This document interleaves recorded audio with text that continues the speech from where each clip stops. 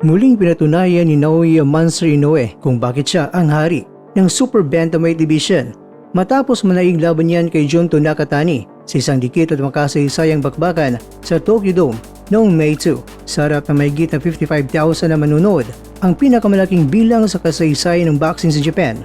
Matagumpay na naidepensa ni Inoue ang kanyang undisputed crown sa pamamagitan ng unanimous decision. Bagamat itinuturing ito na liumado, hindi naging madali ang panalo sa 33 anyos na si Inoue. Matapos kontrolin ang mga unang rounds, hinarap ni Inoue ang matinding hamon mula sa 28 anyos na si Nakatani, partikular na sa ika-10th round na kung saan nagpakita ng bagsik si Nakatani. Sa kabila ng momentum ni Nakatani, ipinamalas ni Inoue ang kalibre ng isang tunay na kampiyon. At sa 6 na minuto ng laban upang siliwan ang kanyang tagumpay, ito ang ikapitong matagumpay na depensa ni Inoue sa kanyang korona. Sa post-fight press conference mga kwento, hindi nagtipid sa papuri si Inoue para sa kanyang katunggali. Inamin ng Monster ang tibay ng loob ni Nakatani at nagpayag ng kumpiyansa na magiging kampiyon din ito sa 122 pounds division. Isa siyang mentally strong na boksingero at naniniwala ko na siguradong magiging kampiyon siya sa Super Bantamweight Division. Yan ang pahayag ni Inoue. Ang laban mga kwento ay nagsilbing highlight ang karera ni Nakatani na isang 3-division world champion.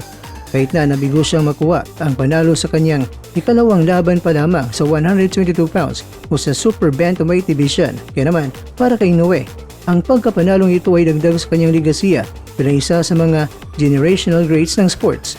Inaasa naman mga kwento na lalong magiging maingay ang pangalan ni Nakatani sa mga susunod na buwan habang inahabol ang pangarap na maging 4-weight world champion. Habang itong si Inoue naman mga kwento ay patuloy na naghanap ng mga bagong hamon para sa kanyang undisputed status.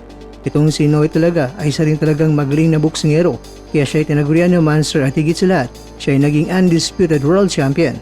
Samantala mga kwento, Monster New Takot, yan ang banat ni John Riel Casimero kay Naoya Inoue. At narito naman mga kwento, ang naging reaksyon ni Coach Jason Casimero habang nanunood sa laban ni Inoue at ni Nakatani. Sige na silang kapakapa diha sa ibabaw sa ring. Draw ni, majority draw. Oh, nagsinumbagay na. Sige daw. Murag na nag-appear lang. Pagkahuman sa team, sa mga boss, sa round 5, ni-appear lang, wa na. Nausos, naganahan na raw. Si Inoue, mag-type drive na siya. Liko ko diri. Liko ko diri. Na! Nakatog na diri mo sa. So, wa na. Amat. Na! Unsa man taon eh, maabot na. Hoy, Inoue, ang ako kipalit-palit og kanang kuan ba, pay-per-view. Baliki kuan ni be. Unsa ang taon ni? O man ni ayon ng duwa ninyo nagsige ra gara-gara diha oy. Sige na magatik-atik ni sila mga boss. Oo, to raw Inoue. Kana mo Inoue.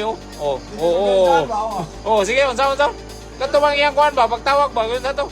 Tawag siya pangan ba? Monster Inoue!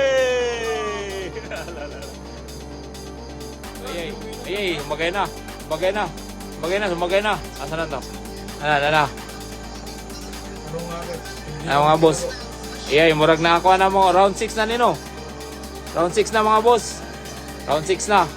Murag musukol lagi ni sila sinumagay mga boss. Mo ni mga abtik ni mga animala ni kay wa man ni kasuway pa maul. Bang, hala nakaigo na. Nakaigo na og 1-2 combination sina.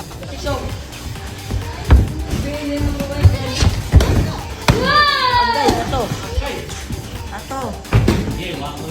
Simple watang paminaw.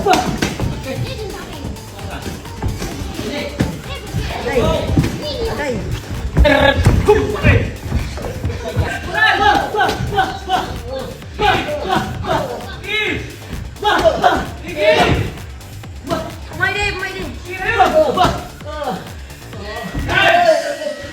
Sa bawat suntok may pangarap, sa bawat Mga kakwento, hanggang dito na lang muna ang ating kwentuhan. Huwag kalimutan na mag-like, share at subscribe Ako po si Mr. Kwento. Ito ang mga kwentong maaring hindi pa nakwento sa inyo. Tayo ng boses ang hindi pa napapansin ng mundo. Samahan niyo akong busisiin ang bawat kwento at bawat sakripisyo ng mga mandirigmang mga Pilipino. Ito ang kwentong di pa nakwento. Pilipinas para sa mundo. Pilipinas para sa mundo.